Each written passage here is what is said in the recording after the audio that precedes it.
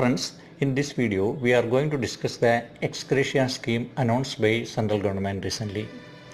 The Ministry of Finance has released guidelines on waiver of compound interest for certain categories of loans up to Rs 2 crore. The objective of the new scheme is to provide relief to borrowers amid the economic impact of the COVID-19 pandemic. Reserve Bank of India had earlier in March introduced moratorium for 3 months, enabling the borrowers to defer all repayments on EMIs and other loans. This was later extended by another 3 months till August 31st, 2020. In October, the central government had filed an affidavit in Supreme Court that it is ready to waive interest on loans up to Rs 2 crore taken by MSMEs and individuals. The new scheme is in continuation of the relief measures initiated by central government to help sectors of our economy badly affected by the COVID-19 pandemic. The scheme shall be called Scheme for Granting Ex Gratia Payment of Difference between Compound Interest and Simple Interest for 6 months to borrowers in specified loan accounts.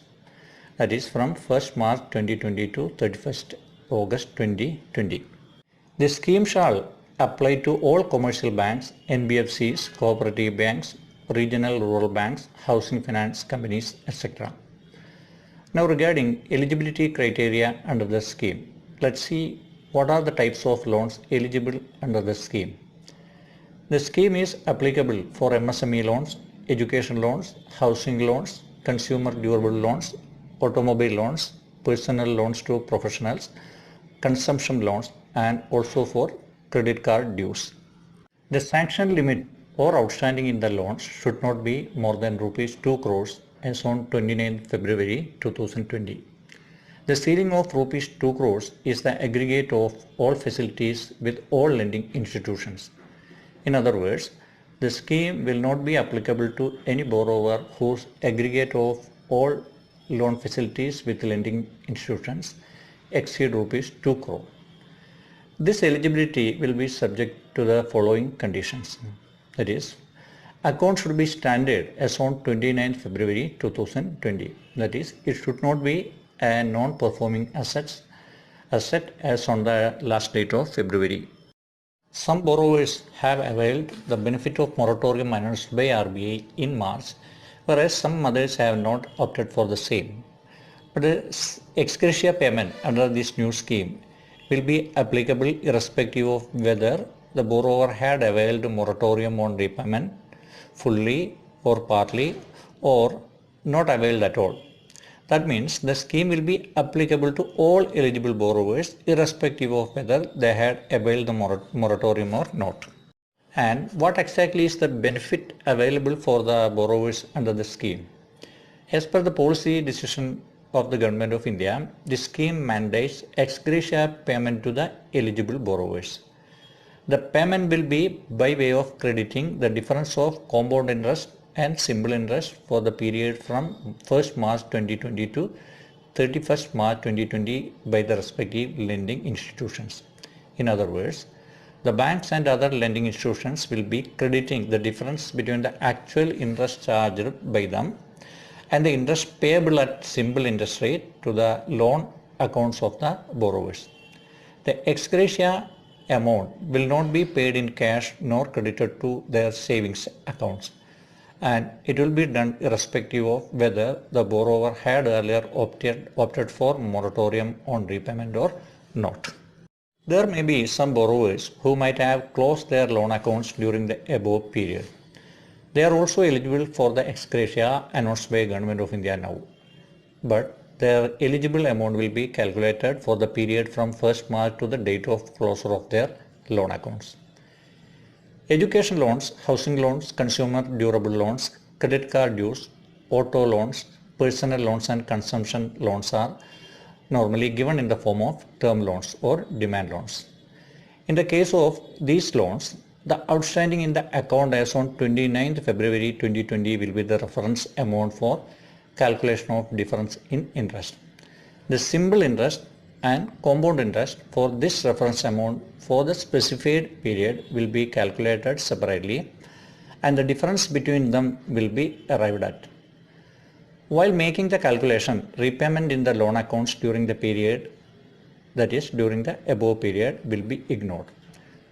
That means if the borrower had repaid any amount during the period, such amount will not be considered while calculating the difference between simple and compound interest for the purpose of crediting it back to the or crediting the amount to the borrower's accounts. MSME loans are sanctioned by way of term loans and also as cash credit or overdraft.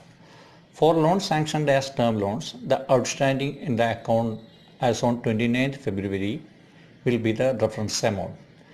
Interest, simple as well as compound, will be calculated on this amount. While making the calculations, here also the repayments, if any, in the account will be ignored. In cases where the MSME loan is sanctioned by way of cash credit or overdraft, the simple interest for the period will be calculated on daily product basis at the rate of interest applicable as on 29 February 2020. Compound interest also will be calculated in a similar way at the rate of interest as on 29 February, and compounding will be done on monthly rush. The calculation of the difference in interest is to be completed as we have now discussed, and the amount arrived for each loan account is to be credited in the account of the borrower by 5th November for all eligible accounts. So the borrowers will be getting the ex gratia amount in their borrower accounts by 5th November 2020. Once this exercise of recrediting interest amount is over, the banks and other lending institutions can claim the amount so credited to their borrowers' accounts by lodging their claim for reimbursement by 15th of December 2020. The claims are to be submitted to designated branches or cells of State Bank of India. The government has instructed SBI to appropriately equip its designated offices and designated cells for processing such claims in a timely manner. They are also required to notify the details of the scheme in their website. The lending institutions are also required to put in grievance redressal mechanism for the eligible borrowers for redressal of their grievances arising out of this new scheme. The borrowers can register their grievances through the link that will be provided in the website of the institutions, or they can visit their branches or offices to submit his or her grievances. Similarly, if the lending institution has any grievances, it can also be resolved through the designated cell at State Bank of India in consultation with the Ministry of Finance, Government of India.